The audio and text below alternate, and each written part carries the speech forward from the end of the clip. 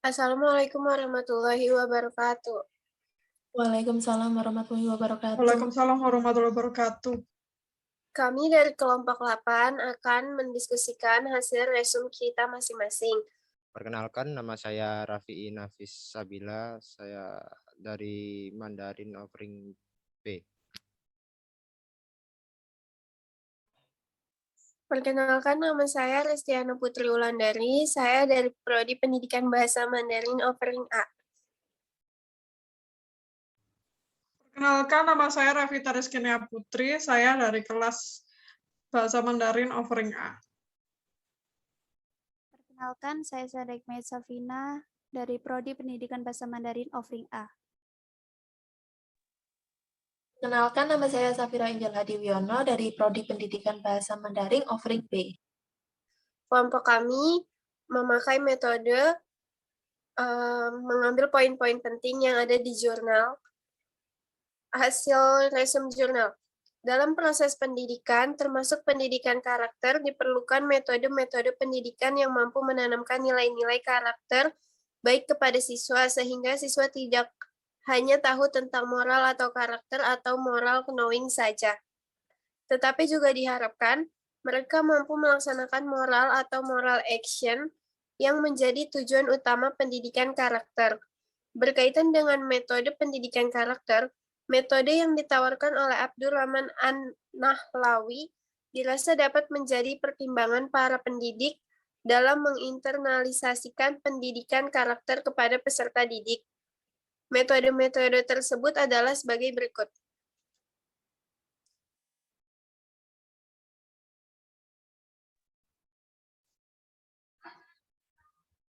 Yang pertama ada metode muhadasah, yang berarti ialah percakapan silih berganti antara dua pihak atau lebih melalui tanya jawab mengenai satu topik dan dengan sengaja diarahkan kepada satu tujuan yang dikehendaki.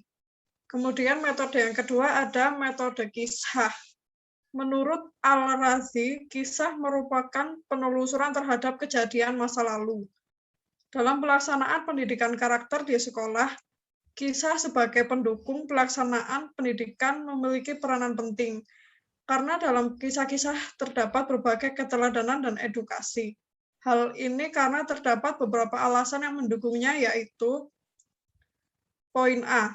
Kisah senantiasa memikat karena mengundang pembaca dan pendengar untuk mengikuti peristiwanya, merenungkan maknanya. Selanjutnya, makna-makna itu akan menimbulkan kesan dalam hati pembaca atau pendengar tersebut. Poin B. Kisah dapat menyentuh hati manusia, karena kisah itu menampilkan tokoh dalam konteksnya yang menyeluruh, sehingga pembaca atau pendengar dapat menghayati dan merasakan isi kisah tersebut, seolah-olah dia sendiri yang menjadi tokohnya. Kemudian poin C.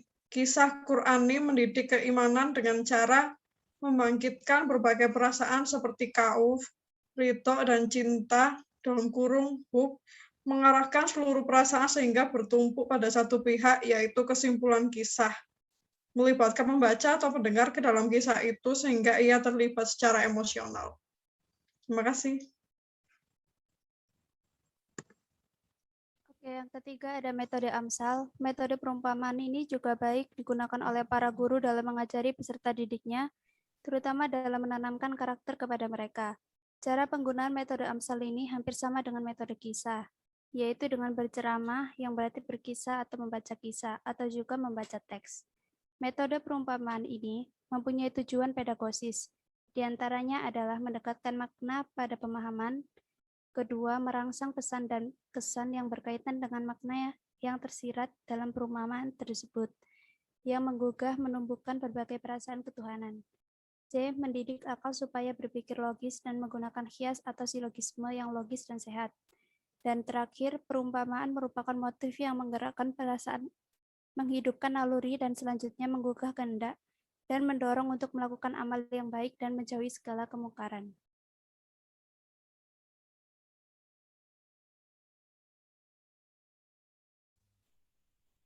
Lanjut untuk metode uswah.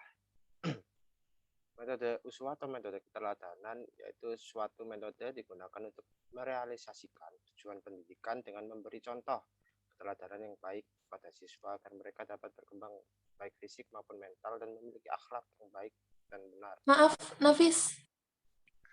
Agak nggak kedengeran suaranya. Iya, suaranya agak kecil. Nanti saya tak ulang. Cek denger nggak? Udah. Udah. Untuk yang keempat yaitu metode uswah, metode keteladanan sebagai suatu metode digunakan untuk merealisasikan tujuan pendidikan dengan memberi contoh keteladanan yang baik kepada siswa agar mereka dapat berkembang baik fisik maupun mental dan memiliki akhlak yang baik dan benar. Keteladanan memberikan kontribusi yang sangat besar dalam pendidikan ibadah, akhlak, kesenian, dan lain-lain. Keteladanan merupakan metode yang lebih efektif dan efisien karena peserta didik pada umumnya cenderung meneladani guru atau pendidiknya. Karena memang secara psikologis siswa memang senang meniru tidak saja yang baik, bahkan terkadang yang jelek pun mereka tiru. Secara psikologis, manusia memang memerlukan tokoh keteladanan dalam hidupnya. Ini adalah sifat pembawaan, taklid. Lalu meniru adalah salah satu sifat manusia. Keteladanan ini ada dua macam, yaitu satu sengaja dan dua tidak sengaja. Yang tidak sengaja adalah keteladanan dalam keilmuan, kepemimpinan, sifat keikhlasan, dan sebagainya. Sedangkan keteladanan yang disengaja ialah seperti memberikan contoh membaca yang baik, mengerjakan sholat yang benar. Keteladanan yang disengaja adalah keteladanan yang memang disertai penjelasan atau perintah agar meneladani.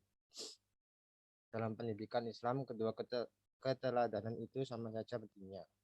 Lalu lanjut, metode pembiasaan adalah sesuatu yang disengaja dilakukan secara berulang-ulang agar sesuatu itu dapat menjadi kebiasaan. Metode ini berintikan pengalaman, karena yang dibiasakan itu ialah sesuatu yang diamalkan. Dan inti kebiasaan adalah pengulangan. Pembiasaan menempatkan manusia sebagai sesuatu yang istimewa yang dapat menghemat kekuatan karena akan menjadi kebiasaan yang melekat dan spontan agar kegiatan itu dapat dilakukan dalam setiap pekerjaan. Menurut pakar, metode ini sangat efektif dalam rangka pembinaan karakter dan kepribadian anak. Maka menurut Ahmad Tafsir, metode pembiasaan ini sangat efektif untuk menguatkan hafalan-hafalan pada anak didik dan untuk menanamkan sikap beragama dengan cara menghafal doa-doa dan ayat-ayat pilihan. Pembiasaan peserta didik akan lebih efektif jika ditunjang dengan keteladanan dari tenaga pendidik dan tenaga kependidikan lainnya. Nah, karena itu metode ini dalam pelaksanaannya tidak terlepas dari keteladanan atau metode teladan. Di mana ada pembiasaan, di sana ada keteladanan. Kebiasaan yang dilakukan secara terus-menerus ini yang dalam teori pendidikan akan membentuk karakter. Ya, sekian. Lanjut yang metode Ibrah dan Mauidhah. Pengertian metode Ibrah dapat diartikan sebagai suatu upaya untuk mengambil pelajaran dari pengalaman orang lain atau peristiwa yang terjadi pada masa lampau melalui suatu proses berpikir secara mendalam, sehingga menimbulkan kesadaran pada diri seseorang. Pengertian Mauidhah adalah sebagai bimbingan, nasihat, dan pendidikan yang dapat diterima oleh hati dengan cara menjelaskan pahala dan ancaman-ancaman hukumannya. Rashid Ridho menyimpulkan bahwa kata mauidhah memiliki dua macam makna, yaitu satu, nasihat, yaitu sajian bahasan tentang kebenaran dengan maksud mengajak orang yang dinasihati untuk melaksanakan dan mengamalkannya. Dua, tazkir atau peringatan. Orang yang memberi nasihat hendaknya mengingatkan agar nasihat itu meninggalkan kesan yang baik, sehingga orang yang dinasihati tergerak untuk mengikuti dan melaksanakan nasihat tersebut. Metode targhib wa tarhib. Targhib dapat juga diartikan janji terhadap kesenangan, kenikmatan akhirat yang disertai bujukan. Sedangkan tarhib ialah ancaman dan hukuman karena dosa yang dilakukannya. Aristoteles meyakini bahwa individu tidak lahir dengan kemampuan untuk mengerti dan menerapkan standar-standar moral. Dibutuhkan pelatihan dan pendidikan secara kontinu agar individu menampakkan moral yang baik. Dalam hadis Rasulullah ditegaskan bahwa tugas kenabian Muhammad Rasulullah adalah untuk menyempurnakan akhlak umat manusia, yang berarti memang telah ada benih akhlak pada masing-masing individu. Hanya saja, bagaimana lingkungan pendidikan dapat mengoptimalkan benih-benih tersebut menjadi benih yang berakhlak baik. Mengacu pada teori-teori tersebut, pendidikan karakter berdasarkan pada dua hal dasar, yaitu satu, keyakinan pada diri manusia bahwa setiap individu telah memiliki benih-benih karakter dan alat pertimbangan untuk menentukan tindakan kebaikan. Nomor dua, pendidikan berlangsung sebagai upaya pengenalan kembali sekaligus menginformasikan apa yang telah dikenal dalam perihal tertentu. Sekian, terima kasih. Apakah ada sanggahan? Masukan mungkin? Gak ada sih, soalnya kan kita emang udah ngambil poin-poin pentingnya aja kan. Iya. Oke, terus gimana?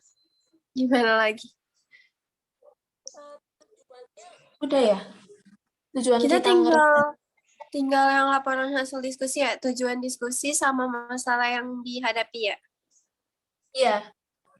Kan katanya kan masalah yang dihadapi disuruh bikin 3 pertanyaan kan, biar nanti tuh dijawab. Nah, masalahnya apa yang kita hadapi? Masalahnya ini banyak kata-kata sulit di jurnal. Kadang kita kurang paham sama kata-kata itu gitu. Ada tambah lagi nih. Itu kan Menurutku satu. selain Terus yang kedua ada lagi nih aku. apa? Kesulitan lainnya itu penulisannya nggak efektif. Ya, banyak kata yang diulang. Ya, terus Terlalu kayak panjang lebar. satu lagi 3. Satu lagi apa ya?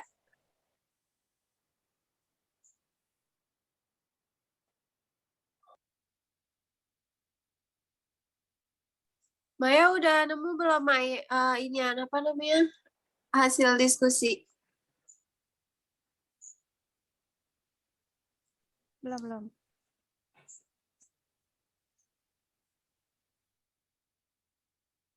Tujuannya, Ref, tujuannya apa? Bentar, masih belum kepikir. Kalau metodenya kita pakai yang kemarin kan, yang apa namanya? Metodenya membaca, terus habis itu meringkas poin-poin penting. Habis itu didiskusikan melalui Zoom ya. Gitu ya. Iya, gitu.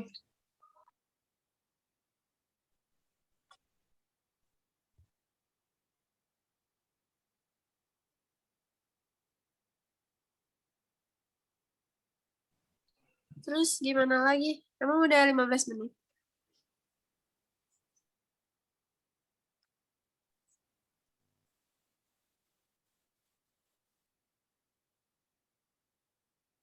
Oh iya, aku mau tanya dong yang tadi punyanya si Revita. Yang punyanya si Revita yang menurut Ahmad Tafsir, metode pembiasaan ini sangat efektif untuk menguatkan hafalan-hafalan. Ini tadi kamu tulis nggak? Kok Revita sih? Nafis. Ya. Tolong bisa diulang. Oh ya, yang menurut Ahmad Tafsir, metode pembiasaan ini sangat efektif untuk menguatkan hafalan-hafalan pada anak didik. Ini kamu tulis nggak? Aku tulis ya. Aku tulis. Oh ya udah. Tadi udah aku Tanya aku screen tadi kan. kayak kedengeran. Kenapa? Tadi udah aku sampein, udah aku. Oh, iya. Oke. Terus sama ini dong, tambahin ini. Pembiasaan ini meliputi aspek perkembangan moral, nilai-nilai agama, akhlak, pengembangan sosio-emosional, dan kemandirian. Nanti tak kirim di WA. Oke, makasih Kak. Itu ditambahin buat yang bagian Hafiz. Iya, Oke. ya udah. Kayaknya diskusinya cukup ya? Udah semua kan? Udah semua, nggak ada sanggahan kan? Nggak ada yang mau perlu diganti. Cuma tadi ditambahin doang yang Nafis ya? Iya. Oke, udah nih berarti. Udah. Ayo, Res, penutupan. Sekian dari kelompok kami. Dengan hasil resume yang tadi kita bacakan. Wassalamualaikum warahmatullahi wabarakatuh. Waalaikumsalam warahmatullahi Assalamualaikum wabarakatuh. warahmatullahi wabarakatuh. Makasih teman-teman. Dadah. Dadah.